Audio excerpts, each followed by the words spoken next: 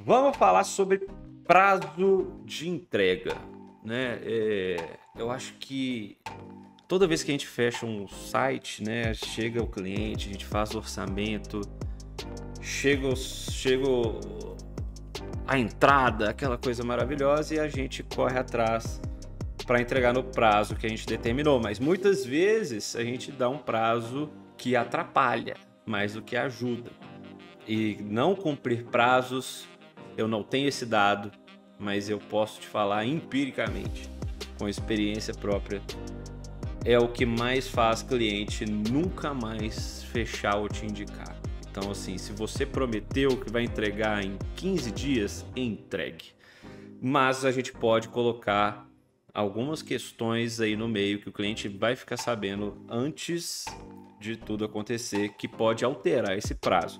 Então eu quero falar sobre isso hoje e eu acho que vai ajudar muitos de vocês a calcular o tempo, né? Então primeiro eu já quero falar que o prazo ele não é certo para todo mundo. Cada um tem uma velocidade, cada um tem um tempo disponível. Uma pessoa que trabalha 10 horas por dia, às vezes ela pode produzir menos do que uma que trabalha 4 por nível de experiência, enfim, por velocidade, até por qualidade de entrega, enfim, tem muita coisa aí envolvida. Eu não quero falar sobre isso. Eu acho que cada um já deve saber mais ou menos o quanto demora para fazer uma determinada página, um determinado site, porque você já tem que fazer uma pesquisa antes, pedir ao cliente alguns benchmarks, né? Pede ao cliente, cara, me manda um site aí, ou 2 ou 3, de como você espera que fique o seu. Claro que a gente vai adaptar para a sua realidade, com a quantidade de informação que você tem, com a sua identidade visual, com a quantidade de portfólio que você tem, às vezes, ou de produtos a serem vendidos, não importa. Você vai pedir esse benchmark para você entender os recursos que tem ali dentro e calcular quanto tempo você vai demorar. Então vamos supor que você vai pegar um site institucional simples e que você trabalhando 3 horas por dia nele, porque você tem outros projetos e outras coisas para fazer, mas você vai tirar ali 3 horas para fazer e você vai terminar em 5 dias corridos, né? Ou então uma semana útil, de segunda a sexta. Por que eu falo uma semana útil? Porque às vezes você vai começar a trabalhar na quarta e vai até a próxima quarta. Então são 5 dias úteis, né? Vamos ser espertos. De qualquer forma, você chegou a essa conclusão. Eu consigo fazer em 5 dias. Você já tem que colocar uma margem de erro aí, de um dia que pode acontecer qualquer coisa que você não consiga entregar. E eu coloco essa margem bem grande, eu coloco de 100%. Então, se eu consigo, na minha cabeça, eu sei que eu consigo terminar em 5 dias, eu já dou um prazo de 10 dias, que seriam 2 semanas corridas, né? Então, 15 dias corridos, 10 dias úteis, talvez. Enfim, isso já te dá uma margem para você ter erro ou para você procrastinar também, né? Porque a gente sabe como é que funciona. Além disso, tem algumas questões que eu coloco para fazer o prazo. Eu coloco algumas questões importantes. O cliente já tem servidor contratado? Uma hospedagem? O cliente já tem domínio contratado? Porque a gente sabe que se ele não tiver nada, por exemplo, é um site do zero, a gente vai precisar contratar domínio, a gente vai precisar contratar hospedagem. A gente precisa apontar o DNS de um para o outro, demora umas horinhas para fazer esse processo. Então, se você considerou já que no primeiro dia você vai trabalhar 3 horas, pode ser que o processo de propagação já não te deixe trabalhar esse primeiro dia. Você já perde esse dia de trabalho, vamos dizer assim, né? Nesse planejamento. É claro que você pode também, enquanto está propagando, fazer um outro trabalho e depois trocar o tempo, mas por via de regra, vamos pensar dessa maneira. Você vai contratar uma hospedagem que tem outros recursos a serem instalados, por exemplo, eu sempre falo aqui, parece chato, mas eu sempre falo, eu contrato a Kangaroo, que me dá RankMath, me dá Lightspeed Pro e me dá Elementor Pro. Quando eu faço a contratação desse cliente, ele vai pagar em boleto, cartão ou Pix, porque se ele escolher o boleto, e algumas empresas querem ou precisam pagar em boleto, isso pode ter até 2 dias de compensação para você começar a utilizar os recursos. Isso deve ser calculado. E depois disso, tá tudo certo, o DNS propagado, você tem que solicitar a ativação desses plugins. Geralmente é mais um dia útil.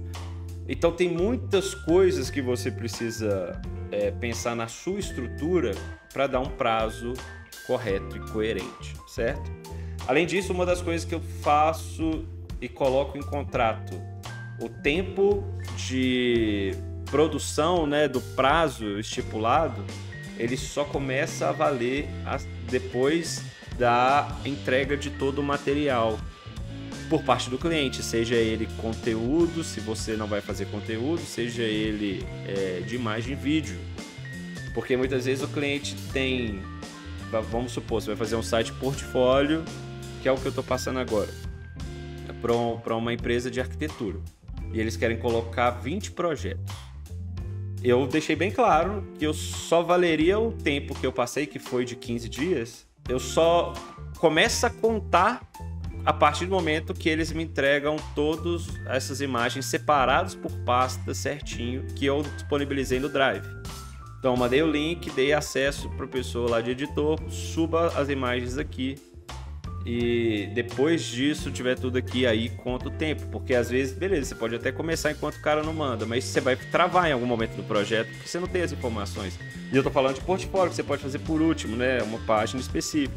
Mas muitos clientes vão querer te mandar foto para utilizar ao longo do site.